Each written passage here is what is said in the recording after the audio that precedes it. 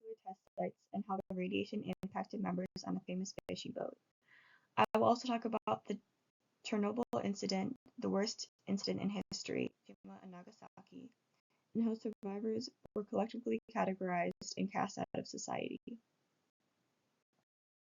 This test was conducted in 1954, and it was the largest test in U.S. history. This test was conducted in the Bikini Atoll, and was a thermonuclear test nicknamed SHRIMP. The explosion yield was so high that the pollution reached 100 miles away from the testing site, but the military thought it was unnecessary to evacuate. Members on the fishing boat of Lucky Dragon were exposed to black fallout after 3 weeks of being in the boat, and one person fell ill. The term fallout was believed to be coined by this event, as more articles used it to describe the expansion of the radiation exposure. So downwind is a term to describe the fallout that was moved over 200 miles away from the testing site. The Bravo test was near the Bikini Atolls but reached the Rongerik Atoll, about 160 miles away from the testing site. This caused displacement because people fell ill even after decades later.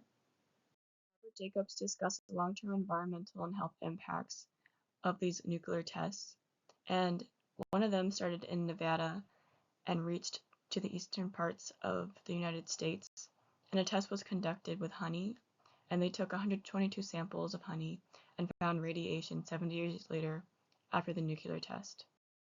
Hibakusha refers to individuals worldwide who are exposed to nuclear radiation due to a test at various areas of the world. These tests have long-term, ongoing risks in terms of health issues and environmental impacts. The core in this reactor exploded after they pressed the AZ-5 button, releasing fragments of the core into the environment and creating an exclusion zone of 30 kilometers away from the reactor. This explosion killed 4,000 to 27,000 people from the fallout.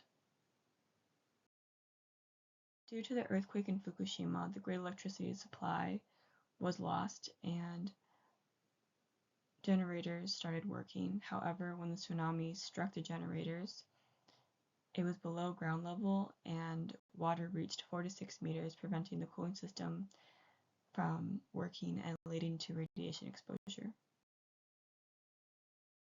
In 2007, there was no policy set up to protect against contaminants in the environment. However, the Nomura Security Company considered the exposed areas should be recategorized as low radiation exposure areas and relatively safe for residents to return to. However, there is a risk of cancer and other sicknesses related to radiation. Fukushima and Chernobyl were considered major accidents, which means the release of radioactive material was so high it affected a large population's health as well as the environment.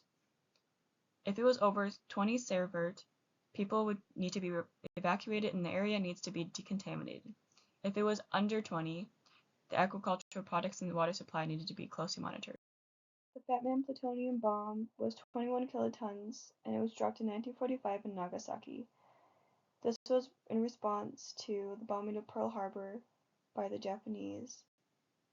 However, the mushroom cloud spread throughout the area and killed 74,000 people in Nagasaki. The Enola Gay plane was sent by the U.S. to drop the Little Boy bomb on Hiroshima in Japan. The winds from the explosion reached 1,000 miles per hour and people were instantly vaporized by the epicenter. About 140,000 people died from the explosion, and the bomb had more power than about 20,000 tons of TNT. After the bombings in 1947, the U.S. established the ABCC Atomic Bomb Casualty Commission to study 100,000 survivors. They found high levels of leukemia, birth defects, miscarriages, and early menopause. After a year, they found radiation that still caused 160,000 more deaths. This documentary contains 14 interviews from Japanese people who survived the bombings in 1945 and were ages 6 to 28. They talked about children being crushed by buildings and the hope for survival, but failure to survive from burns, famine, and dehydration. They watched as their families and classmates suffered from the bombing attacks.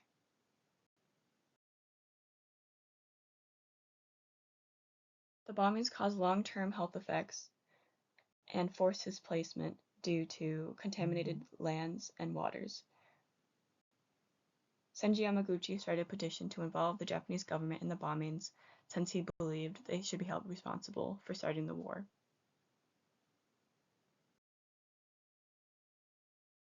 The United States was terrified that the Japanese wanted to be killed in battle and become warrior gods.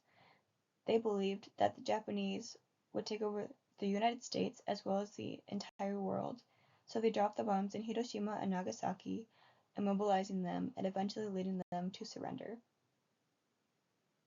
Nuclear bombs create long-lasting effects from fallout as well as rays that pass through the body and cause diseases to slowly progress even if they were far away from the testing site or the incident. The fallout from the particles are present and ongoing and make people sick even decades later. People began to categorize the bomb survivors as potentially carrying diseases like leukemia and cancer. Some other people thought that they could potentially be carrying contagious diseases, which is not true. Scientists did find abnormalities in reproductive systems. However, it is still unfair to cast them out of society.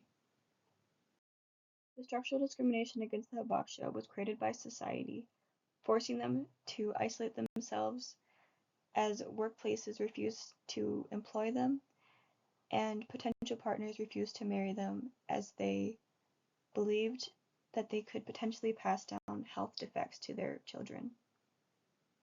Ongoing discrimination even after 70 years since 1945. There's also ongoing fear of radiation that will continue to harm or cause fear over the next hundreds of years.